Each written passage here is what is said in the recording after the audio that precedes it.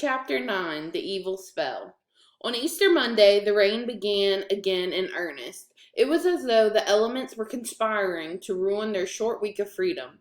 Jess and Leslie sat cross-legged on the porch at the Burks, watching the wheels of a passing truck shoot huge sprays of muddy water to its rear. "That ain't no 50 miles per hour," Jess muttered. Just then, something came out of the window of the cab. Leslie jumped to her feet. "Litter bug!" she screamed after the already disappearing taillights. Jess stood up too. "What'd you want to do?" "What I want to do is go to Terabithia," she said, looking out mournfully at the pouring rain. "Heck, let's go," he said. "Okay," she said, suddenly brightening. "Why not?" She got her boots and raincoat and considered the umbrella. "You think we could swing across holding an umbrella?" He shook his head. "Nah, we better stop by your house and get your boots and things." He shrugged. "I don't have nothing that fits. I'll just go like this." "I'll get you an old coat of Bill's."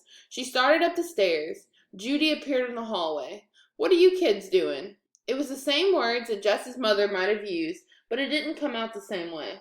Judy's eyes were kind of fuzzed over as she spoke, and her voice sounded as though it were being broadcast from miles away. "We didn't mean to bother you, Judy." "That's all right. I'm stuck right now. I might as well stop." "Have you had any lunch?" "She's all right, Judy. We can get something ourselves." Judy's eyes focused slightly. "You've got your boots on." Leslie looked down at her feet. "Oh, yeah," she said, as though we were just noticing them herself.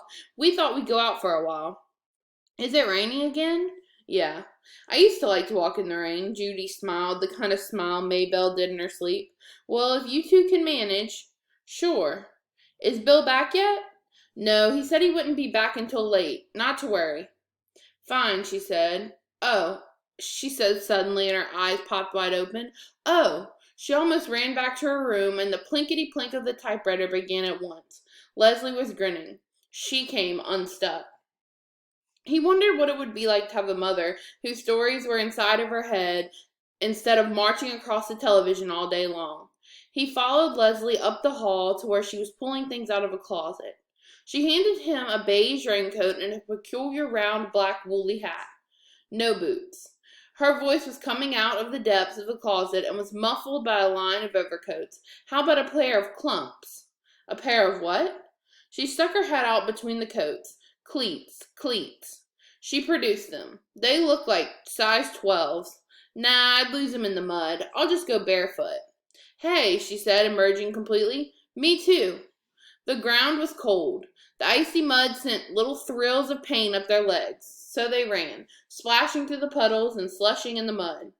P.T. bonded ahead, leaping fish-like from one brown sea to the next, then turning back to herd the two of them forward, nipping at their heels and further splashing their already sopping jeans. When they got to the bank of the creek, they stopped. It was an awesome sight. Like in the Ten Commandments on TV, when the water came rushing into the dry path Moses had made and swept all the Egyptians away.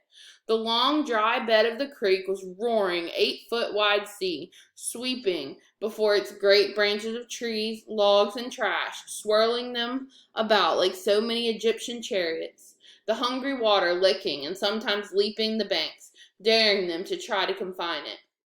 "Wow." Leslie's voice was respectful. "Yeah." Jess looked up at the rope. It was still twisted around the branch of the crab apple tree. His stomach felt cold. "Maybe we ought to forget it today." "Come on, Jess, we can make it." The hood of Leslie's raincoat had fallen back, and her hair lay plastered to her forehead. She wiped her cheeks and her eyes with her hand, and then untwisted the rope. She unsnapped the top of her coat with her left hand. "Here," she said, "stick P.T. in here for me. I'll carry him." "I'll carry him, Leslie." With that raincoat, he'd slip right out the bottom. She was impatient to be gone, so Jess scooped up the sodden dog and shoved him rear first into the cave of Leslie's raincoat. "You gotta hold his rear with your left arm and swing with your right, you know." I know." She moved backwards to get a running start. "Hold tight." "Good gosh, Jess." He shut his mouth. He wanted to shut his eyes too, but he forced himself to watch her run back, race for the bank, leap, swing, and jump off, landing gracefully on her feet on the far side. "Catch!" He stuck out his hand.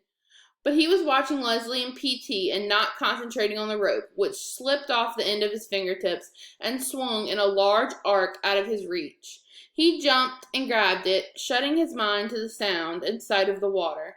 He ran back and then speeded forward. The cold stream lapped his bare heels momentarily, but then he was into the air above it and falling awkwardly and landing on his bottom.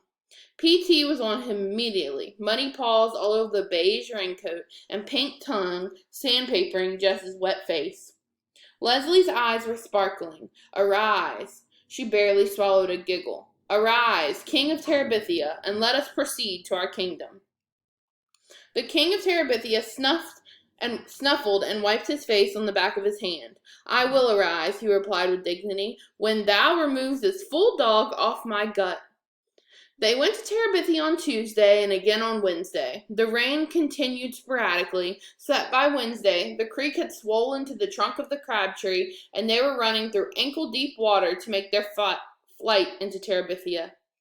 And on the opposite bank, Jess was more careful to land on his feet. Sitting in cold, wet breeches for an hour was no fun, even in a magical kingdom. For Jess, the fear of crossing rose with height of the creek. Leslie never seemed to hesitate, so Jess could not hang back. But even though he could force his body to follow after, his mind hung back, wanting to cling to the crabapple tree, the way Joyce Ann might cling to Mama's skirt. While they were sitting in the castle on Wednesday, it began suddenly to rain so hard that the water came through the top of the shack in icy streams. Jess tried to huddle away from the worst of them, but there was no escaping the miserable invaders. Dost know what is in my mind, O king? Leslie dumped the contents of one coffee can on the ground and put a can under the worst leak. What? Methinks some evil being has put a curse on our beloved kingdom. Dang Weather Bureau. In the dim light, he could see Leslie's face freeze into its most queenly pose, the kind of expression she usually reserved for vanquished enemies. She didn't want to kid. He instantly repented his unkingly manner. Leslie chose to ignore it. Let us go even up into the sacred grove and inquire of the spirits what this evil might be and how we must combat it. For of a truth I perceive that this is no ordinary rain that is falling upon our kingdom. Right, Queen, Jess mumbled and crawled out of the low entrance of the castle stronghold. Under the pines, even the rain lost its driving power.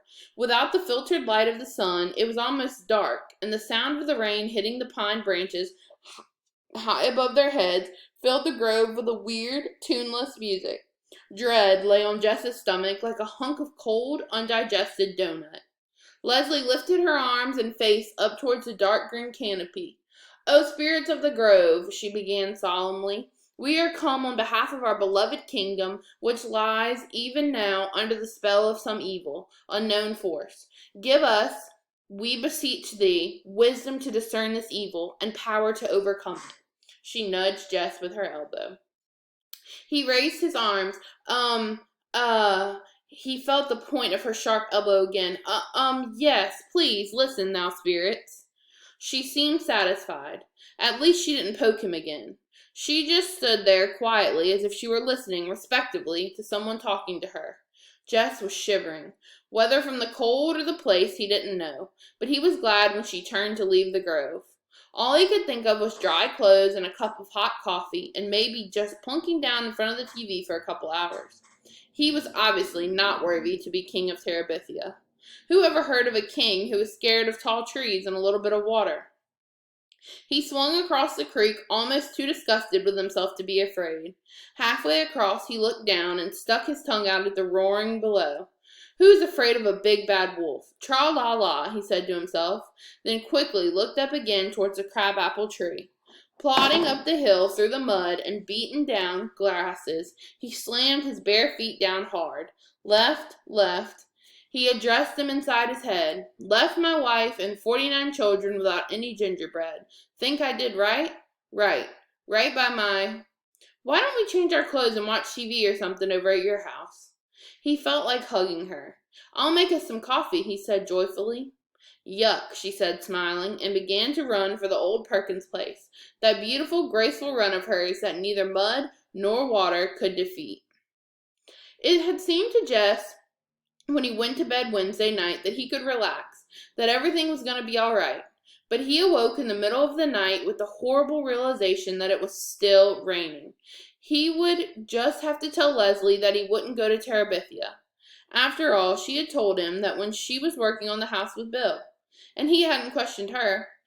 It wasn't so much that he minded telling Leslie he was afraid to go, it was that he minded being afraid. It was as though he had been made with a great piece missing. One of Maybelle's puzzles was this huge gap where somebody's eye and cheek and jaw should have been. Lord, it would be better to be born without an arm than to go through life with no guts. He hardly slept the rest of the night, listening to the horrid rain and knowing that no matter how high the creek came, Leslie would still want to cross it.